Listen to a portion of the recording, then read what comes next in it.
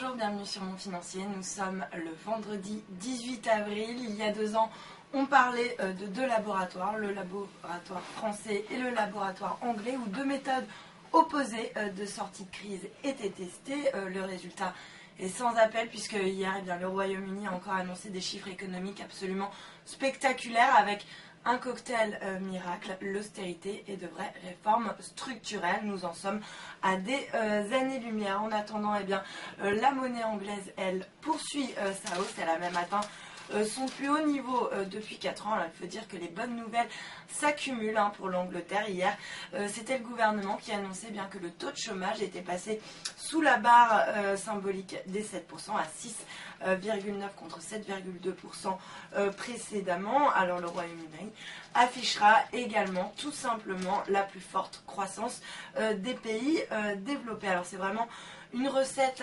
miracle, austérité et réforme structurelle massive. C'est ce cocktail qui a relancé la croissance. Alors on entend en France crier à l'austérité avec les dernières annonces de Valls qui pourtant sont nécessaires mais malheureusement insuffisantes. Le modèle anglais a ses défauts, certes, notamment en matière d'inégalité, mais la meilleure façon de réduire les inégalités, ça reste quand même de créer de l'emploi et de la croissance. Le Royaume-Uni le fait et nous, toujours pas. Montebourg, lui, va convoquer les patrons des banques pour les gronder car ils se sont trop augmentés en 2013. Il va les obliger donc à n'acheter que des produits français avec leur salaire et à défiler pourquoi pas sur les Champs-Élysées en marinière sous les huées de la foule. Et puis bonne nouvelle pour moi ou pour d'autres qui n'ont jamais su changer un pneu, Michelin va lancer un pneu autoréparable. Bonne nouvelle, absolument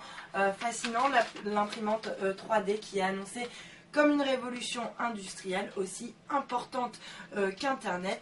On verra bien. Et puis à noter également que la 4G plus va sortir. Alors on n'arrête pas le progrès. On a à peine eu le temps de tester la 4G qu'on va avoir cet été. Donc la 4G plus, c'est 2 fois le débit de la 4G. Super, mais bon, on va quand même attendre, pourquoi pas dans ce cas-là, la 5G ou la 5G plus. Des fois, on se croirait vraiment chez Apple. Et puis un article intéressant également dans les Échos sur le grand renversement démographique mondial. Alors après la crainte de surpopulation, voici venue la crainte de la dépopulation au moment même justement où les craintes de déflation ont remplacé les craintes d'inflation. La démographie, vous le savez, c'est l'un des drivers principaux de l'économie mondiale. Et puis pour terminer, le repos des marchés, it is Good Friday, donc les marchés américains et européens seront fermés aujourd'hui, donc Good Friday.